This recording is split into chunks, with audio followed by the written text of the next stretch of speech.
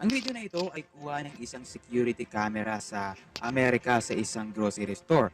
Makikita sa video na nakatambay at nagpapahinga naman ang isang lalaki sa gilid ng tindahan na ito.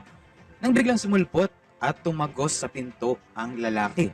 Kaya gulat na gulat ang taong nasa tabi ng daan na nasaksihan Tulog ang biglang kakaibang nagising. pangyayari. Mga ilang segundo lang din, lumabas muli ang lalaki at muling tumagos sa pintuan. Kaya muling nanginig sa gulat ang lalaki na nasa tabing daan. Ayan bigla siya nagising. Ayan, kitang-kita niya talaga. Ayan guys, 'di ba? Kita niyo sa camera paglabas niya, lumingon yun natutulog na pulubi ata yan. Lumingon paglingon niya, bigla siya nagulat kasi ikaw ba naman na makikita mo paglabas ng pintuan, di man lang binuksan, biglang tumagos. Siyempre kahit sino naman, 'di ba, magugulat. Ng taong nasa tabi ng daan na nasaksihan Tulog ang biglang kakaibang nagising. pangyayari. Mga ilang segundo lang din, lumabas muli ang lalaki at muling tumagos sa pintuan.